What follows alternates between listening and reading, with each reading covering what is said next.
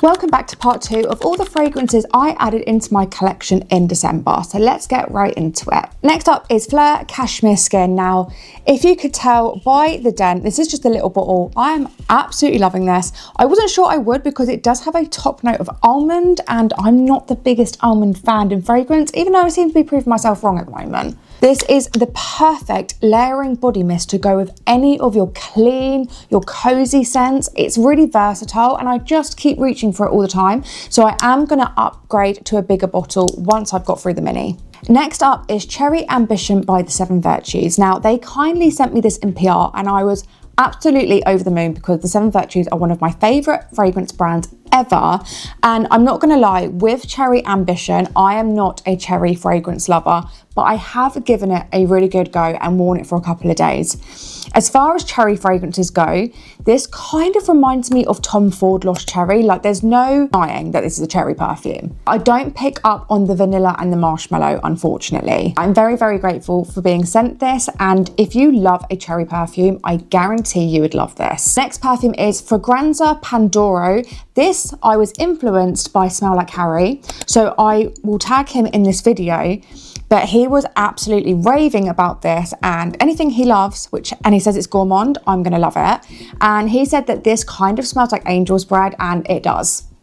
To me, this does smell like angel's bread, so I do get what he means by this like powdered sugar feel.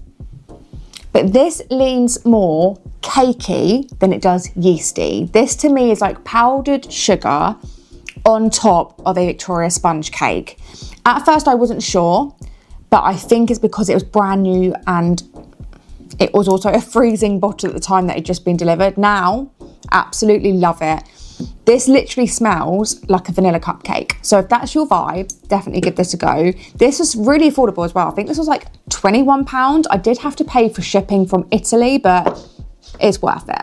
Next up is Creme Brûlante by Facent. Now this is one I was really excited about. I mean, look at this bottle. It is just so cute. I just want to eat it. But this, whilst it's called Creme Brûlante, this isn't the gourmand you'd expect it to be. To me, this is more clean, it's more cozy. You do have almond, you have vanilla, you have a note of cake as well. But looking at the notes, you'd think this is really gourmand, and it's not. This actually reminds me a little bit of Fleur Cashmere Skin. Love to layer these two together. So if you're someone who wants to like dabble in gourmands, but you're not quite ready to smell like actual food, this is a really good contender and it lasts a long time. Next up is a bottle that I'm not gonna lie, I absolutely hate, but this is Riffs Noir, and this is inspired by Bianco Latte. Now, if you know me, you know I absolutely love Bianco Latte. I'd seen people say that this is one of the best inspired by fragrances of that DNA. So many people I know and trust love this fragrance, and this has an added note of praline, so it's a little bit sweeter.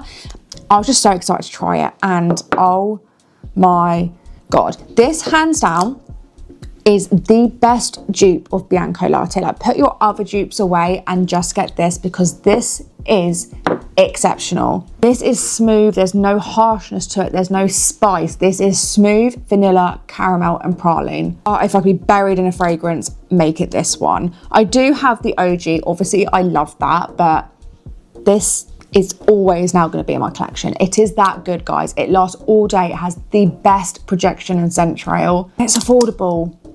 Hate the bottle. Got this little stand for it, but it's at the back of my shelves. I can't complain too much because the juice is just chef's kiss. Next up is Rose Blaze by D'Orsay. I did get this in PR and I am in my rose era. I know everyone hates people saying that, but I am. I love rose fragrances now.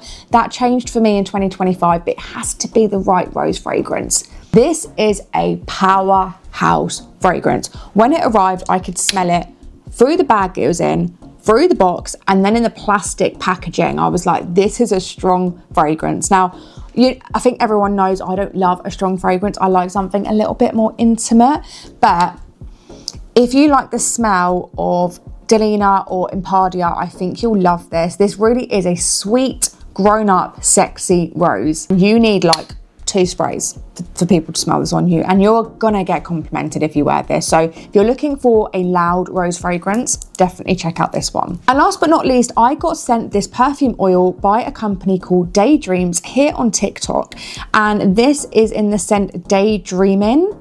And this is one of the best perfume oils I've ever come across. I'm really in my perfume oil era at the moment. I never used to use them much, but I'm really enjoying layering with them. This one, to me, smells like Lush Snow Fairy, but more the Super Fairy, so the Super Milk and the Snow Fairy combined.